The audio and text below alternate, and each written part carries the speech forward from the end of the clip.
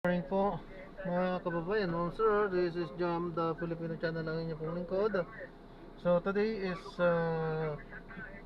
November 11, 2025 at nandito tayo sa National Kidney Transplant Institute, East Avenue, Central Diliman, Quezon City, at dadalhin natin yan sa may Aling Nitas Store sa may Baiti yung Drive, Apolonio Samson, Balintabak, Quezon City. Okay, so magbabalik po tayo mamaya konti pag nakuha na po natin sila. Disclaimer lamang po, ang content po natin ay kalsada at hindi ang passenger. Kaya nga naman, sakasakali man po na may marinig kayo mga pangalan ng lugar, pangalan ng tao, pangalan ng organisasyon, sa government o private man yan, ay wala pong kinalaman ng channel na ito at wala pong pinapatungkulan. Lahat po ng pinag-uusapan dito ay pawang dito lamang po yan sa loob at wala pong pinapatungkulan sa labas. Okay po, magbabalik po tayo mamaya konti pag nakuha na po natin sila.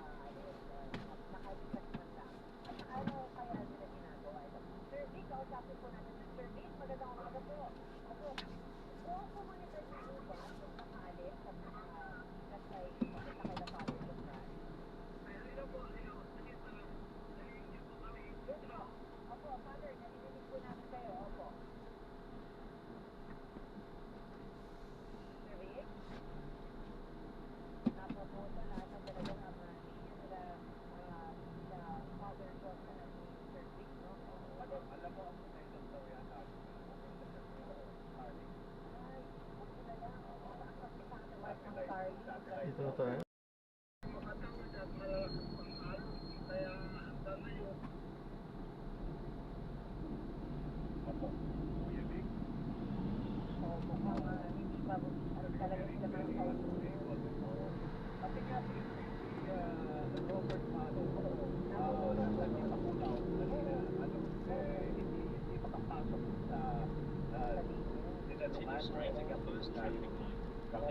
Hindi na kapag partner, wala namang dapat na pag-ibig sa ilalim. So nahukay yung ilalim, ganun katitig yung... Kuya Vic, nandiyan na po kayo? Kuya Vic? Andito po. Apo, okay. Narinig po namin yung binagin po ninyo na mga maligit 100 po kayo, no? Yung mga kapatid natin kanusubo na nandyan. Tapos, umuwi na yung iba. Paano po yung uuwihan nila, yung kanilang mga tahanan? Palagay ko ninyo, hindi naman masyadong nasira at nawasak dahil sa bagyo. Ito po, nang nakaraang taon po kasi pagkatapos natin dito, may project po tayo sa tulong ng tanging iangkal at iba pang tulong. Pinatayuan po natin sila ng mga shelters. At ang condition po namin, kailangan matibay po yung konti na pagtatayuan. Kaya nakasurvive po ang karamihan na mga bahay na pinatayuan na rin at yan pa rin po. At salamat kasi ay hindi talaga napinsala. Pero mayroong mga material, may mga light material sa bahay na hindi pa namin natutupan din kasi napakalayo at ang hirap din natin ilabi sa budget ko parang taon. Kaya mga 100 shelters na mga tutupo na ipatayo natin. At nakatayo pa rin at matatag pa yung mga bahay na yun. Salamat. Father, alam naman po natin na ang pondo ng parokya ay galing lamang din po sa mga nakokolekta ninyo. Madami din po pala ang inyong kinupot. Kaya pa po ba ang at least budget na meron tayo para sa mga susunod na araw? Baka meron po kayo mga pangangailangan. Una po ay ang panawagan ko kasi yung school natin na isa-isang school ng mga katutubo ay natanggalan ng... Natanggalan po na? Nagbutuloy si Father Bubong. Ano ba? Pintuan, baka Bubong kasi ang lakas talaga ng hangin partner. Kayo hindi huli. Ayan, Father. Doon sa may kuhan, photo, sa review sa kasiguran. So, yun ko na ay siguro yung mga materials na pwede natin ipatayo uli. Pangalawa ay yung pagkain at tubig na pwede gamitin ng maraming ito. Kasi ang inumin tubig ay wala dahil walang kuryente. Kaya ang mga water supply namin ay hindi namin makuha sa pinagalingan ng tubig. Pero mga mineral water. Okay. Father, yan po sa San Isidro Labrador Parish, meron po kayong mga kasalanan o at least may sino man, ano po, ilan alam ko I think gumagawa pa kayo ng yan sa inyong parish church, tama po ba? Oo, napuputo talaga yung linya nila, father, partner. Alam mo, pag Rica, habang hinihintay natin yung dito naman, dahil nabibisita naman ako dyan, quaint little town, napakasimpleng bayan, parang ang feels niyan, parang kang nabalik sa 1960s. Hindi ko alam yan, no? Pero alam ko yan. Parang kang nabalik sa 1960s. Father Joe Franz, Hello po. Yan. Pasensya na po Father. Ang gusto ko pong itanong paano niyo po nabigyan ng buong pansamantalang tahanan yung mga katutubo natin yan po sa ating parish church?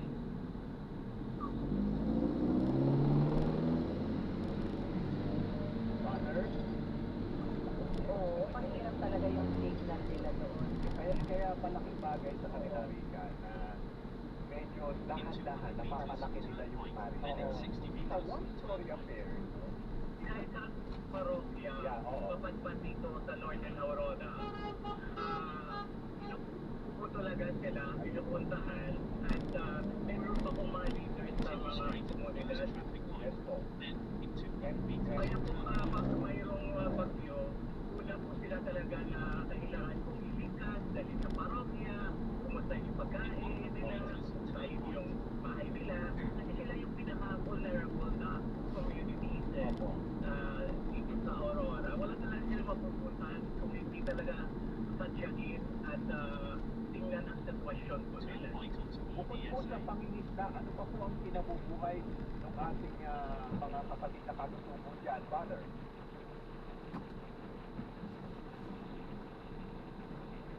Father? Naku, naputol talaga. Hindi natin mapalitan ang signal ni Father. Pero, Ay, ayan na, ayan. Ayan. Okay po. Ayun. Hello. Opo, go ahead po, Kuya Vic. Kaya po mga katutubo sir ay ganitong mangingisda po kami, ganun po mga kasamalo ay nasa bukid din po kami. Pagkatutubo po kami sir, kaya ganun po man ay kung bagong po, yung mga talakas yung mga ito, mga nasira na naman. Opo. Kaya pilitan po namin na tingnan yung aming mga halaman para gawa po namin ang paraan. Kuya Vic, baka po nakikinig ang iba't ibang mga ahensya ng gobyerno ngayon, lalo na ang Malacanang, baka po nanonood sa atin. Ano po ang mensahe ninyo para sa kanila, Kuya Vic?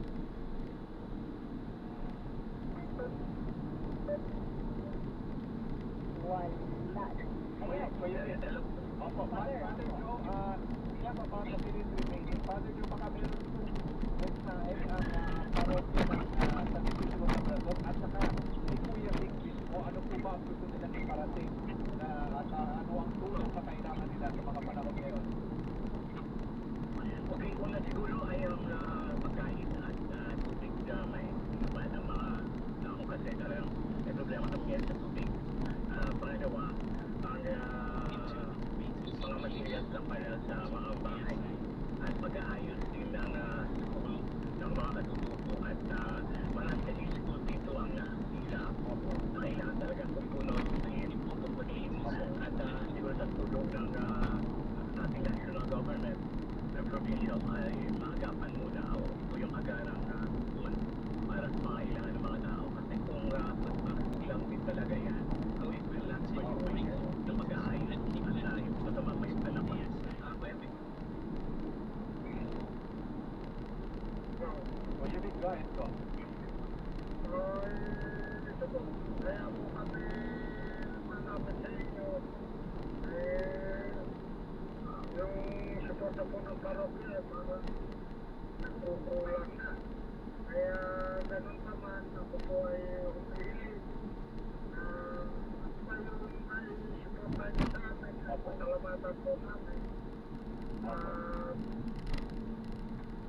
po namin makauwi sa community namin.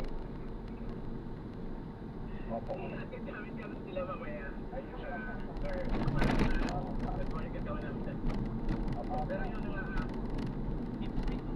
Opo, Father Joe. Father Jobran. Father Jobran, narinig po ninyo kami. Okay. kasi mga sa ikap. Yeah. Monitorin mo talaga. Kasi ang pagkilos natin ng sama-sama, ay meron talagang ibubungang magandang biyaya para sa atin. Kaya sana magtulungan po tayo. Ang sino mayroon ay handa din magbukas. Makaunti man siya, maliit man siya, magkaibigay yan para sa nangangailangan. Madami din po. Maraming salamat po. Father Jobran, ay tingin ko na habang meron pang konting segundo natin na lalabihan po. Pwede po ba pakibigay niyo sa amin inyong Gcash number kung meron man? Sige po, sa magpapadala po pag-account natin. Okay Kasi po. problema sa Gcash natin. Okay, sige po. Anong bank account po yan? Ang ibibigay ko na lang po kay Eliza. Sige po. At nayaan na Pero maraming salamat po. Father Jobran, maraming salamat po at maraming salamat sa inyong ginagawa para sa ating mga kapatid na katutubo.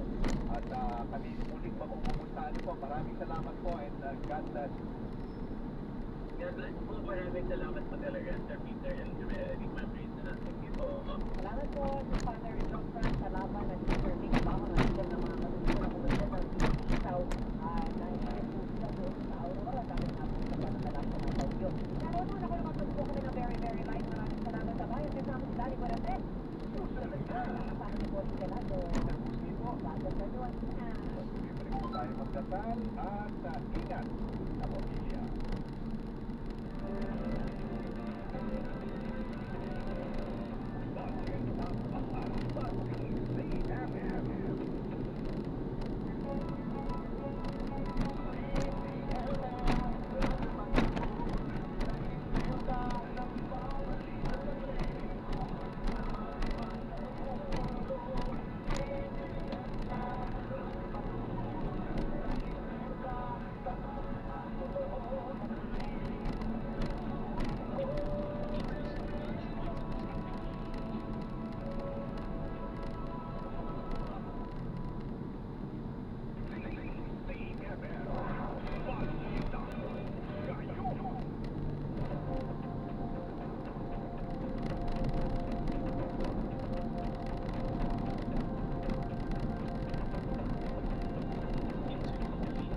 Pamilya umabot na sa 119 billion pesos ang halaga ng suspit na sigarilyo na nakumpiska ng Police Regional Office 10 sa Northern Mindanao mula Enero hanggang Setyembre ngayong taon.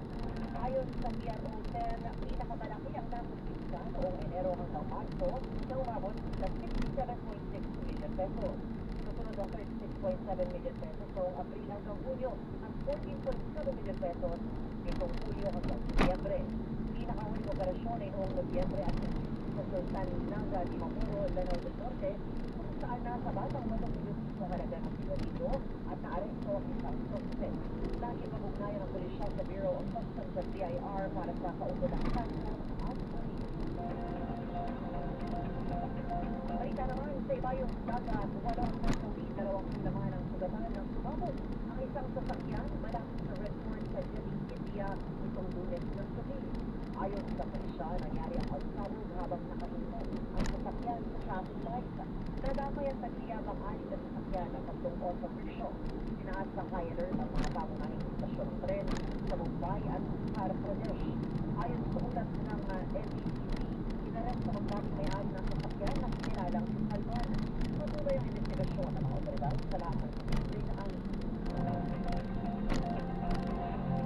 Masayaro sa mga bantalan sa Central Luzon ng ilang rehiyon na apektado ng bagyong Uwan, aabot sa halos 1,000. Narito ang balitang kumpirmado at sigurado mula sa Manila, ni Radyo Pagod, Richard Cortes. Ika pinakamaraming stranded na pasyero sa 15 pantalan sa Southern Tagalog kung saan kalahating libo mga pasyero hindi makagay at 200 bangko at 60 bangka ang isinulong muna. Apektado rin ang 6 na pantalan sa Northern Mindanao kung saan halos 200 ang mga pasyero hindi makaalis dahil sa pagtungkuan. Sa South Luzon, 100 ang stranded sa North Mercado Terminal Montiel sa Cavite at Apag Port. Samantala, may mga ilang pa rin makabiyahing pasahero sa Pagkakaw Port at Palawan Port sa Bicol Region. At yan ang balitang kumpirmado sa radyo. Ito ang radyo noon sa Mundo, DCMM. Maraming salamat, Richard. At abangan mamaya sa headlines ngayon, mga nasawi sa panamalasan ng bagyong Uwan upang siyasnan sa 6. Full restoration ng kuryente sa mga apektado ng Super Typhoon Uwan, aabutin umano ng 1 buwan. At ang sa direktor na si Bella Padilla sumabot sa pahayag ng pulismo tungkol sa mga bahay na itinayo sa flood zone area. At yan ang mga balitang kumpirmado, sigurado, bastang may nangyari. Nakalaport agad sa DCMM at sa ating YouTube at Facebook. Ako po, DCMM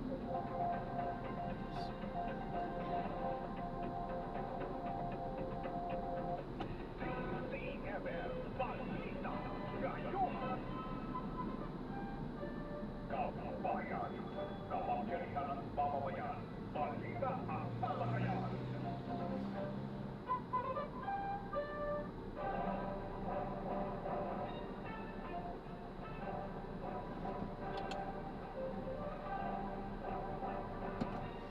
Good morning. Sa oras na 10:07, ito na naman po ang programang Kabayan. Ako po si Danny Buenafe, isang maliwalas na Martes ng umaga, November 11, 2025. Pwede na tayo magsasabi ng 44 days before Christmas dahil wala namang bagyo, no? Pero napakadami kong kalparyo tinabot ng ating mga kabayan na tulong dito si Bagyong Tino at syempre itong uli ang Super Typhoon na si Bagyong Uwan. So para sa ating tala dito ay ang Tino, alam nyo ba na umabot na sa 232 ang namatay. Ayan ay batay sa report ng NDRRMC at 150 ang busy. Dito naman sa Super Typhoon Uwan, medyo mag-juicy pa mga figures pero ang tala ng Office of Civil Defense, 6 ang namatay at wala namang figures ng missing pero 13 ang injured. Pero yung unang mga nakalap namin mga reports, 10 na ang namatay at iba-iba no? At sabi dito sa Kaligdan, 2 ang nasawi. Tapos ito 2 naman ang nawawala. At dyan sa Barangay Kagawan sa Mountain Province, 1 ang namatay. Tapos natapunan ng mudslide yan sa bayan ng Parlik. Sa Ilocos Norte, 20 taong gulang na ang namatay na lalaki matapos makuryente. So yan yung mga breakdown na ibinigay sa atin dun sa mga nakakalap ng ating mga field reporters. So far, pero sa Talaho, para malinaw lang ng OCD dyan sa Bagyong Uwan, 6 pa lang. At ang breakdown naman nila 3 sa Cagayan Valley, 1 sa Bicol, 1 sa Eastern Visayas at 1 sa Western Visayas. Pero lahat po yan ay kukumpirmahin natin as we go along with our usual coverage na ngayon. Hindi na tayo special coverage dahil tapos na ang bagyo. At sana naman ay makakuha tayo ng mga updates sa ating mga kasama sa sa Radio Patrol. Siyempre, ito kong DCMM Radio Patrol sa Isleta ay napakikinggan sa Metro at Mega Manila sa 630 kHz sa AM band. At sa bayang napapanood nationwide sa DCMM Teleradio Cable Channel. Available din mo kami sa free-to-air digital TV sa PRTV Prime Media, Channel 31. Napapanood sa buong mundo, siyempre, sa pagpakita ng Filipino Channel I1, TFC. Like din mo kami sa DCMM Teleradio YouTube at Facebook. Mag-subscribe na rin sa DCMM Radio Patrol sa Istrenta, Facebook, TikTok, X at Instagram. At maaari mo kayo magpadala ng inyong mga mensahe sa DCMM Teleradio Viber number 0919-278-3000. Okay, tuloy-tuloy na tayo at ready na ang ransyada ng mga radyo patrol. Unahin natin ito, residente ng Barangay Dominican Mirador sa Baguio City umaapila ng tulong matapos matira ang bahay bunsod ng Super Bagyong Uwan. Yan ang balitang ihatid ni Zeus Ligaspi. Zeus, go!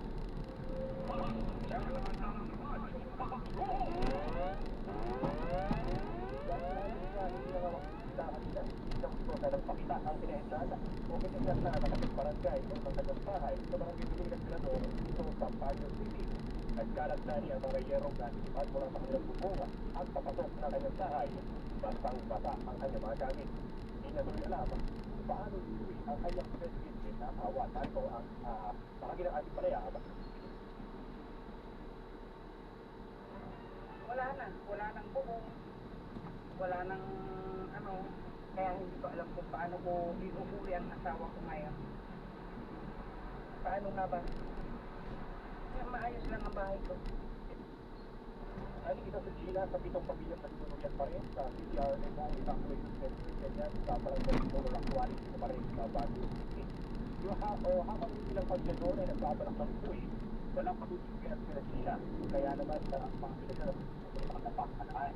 Ang ibang dahil doon sa tawag ng barangay sa amin na ng construction at dahil dahil ito yung magkakataon na sila yung pagkakatahanan ng pagdador sa mga panahon. Kaya lang ang dahil ay hindi na pa ito nakakabit sa kanyang tahanan bago pa nga nananasa ay super bagyo buwan. Sa ngayon dahil pababa na ang bilang ng mga tulisan dito sa Baguio City dahil pinababuti na ng ilan na umuwi sa kanila nila mga tahanan.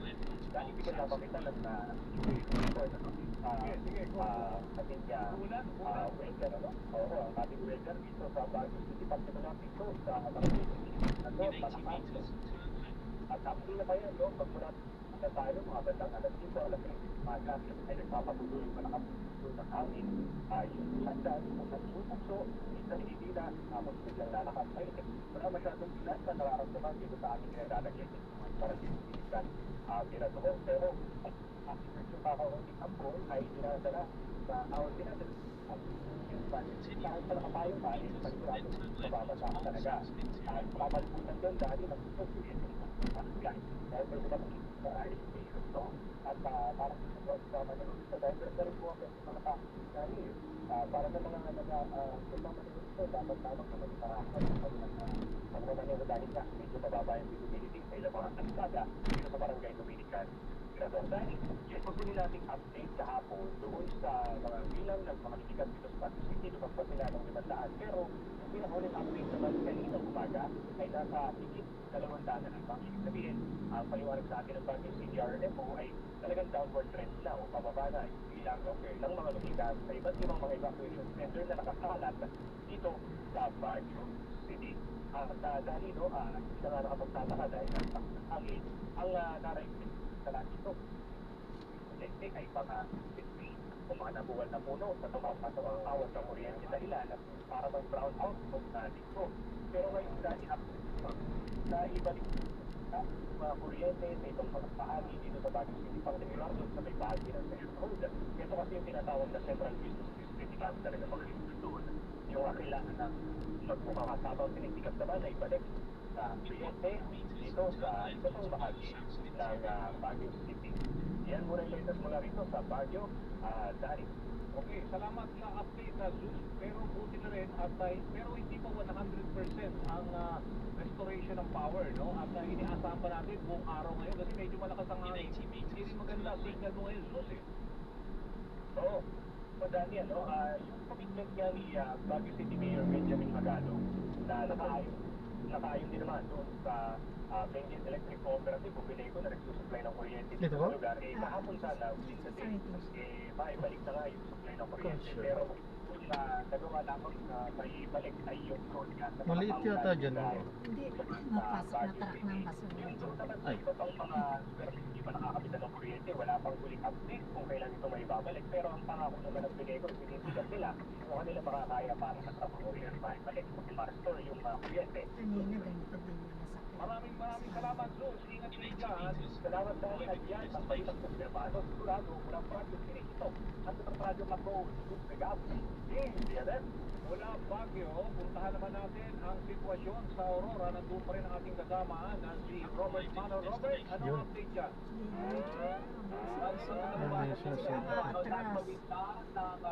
Sila yung nasa maluwag. ng Outlet Boulevard sa bayan ng Limakulong sa Aurora. Yan yung boulevard na yan, yung pagkukonekta patungo sa northern part ng Aurora hanggang sa bahagi ng Pagkukuran. Kahapon hanggang kahapon wala nakakadaan dyan sa lugar na yan. Pero dahil nagpatuloy yung telecoordination ng Deputy Administrator, pati ng mga tauhan naman ng Armed Forces of the Philippines ay naitabi yung mga malalaking sipat ng semento, mga asfalto, at ang mga Ano na, malalaking dito, dito naman talaga ang ay kahit pa paano hindi nakakalusot yung mga sasakyan. Yun lang. Okay po, yan. So maraming salamat po sa panonood. Hanggang sa muli po, ingat at God bless. Paalam po muna pansamantala, tayo ay gagawa na ng ibang video sa ating susunod na version. Paalam po. So this is John Porenda, Filipino Channel, ang inyo pong lingkod. Paalam po. Na bahagi ng kalsada ng Boulevard na yan. Nasira kasi yan eh. Na-walk out yan at inihampas yan papunta doon sa mga establishment ng mga kabahayan sa kanang bahagi ng kalsada.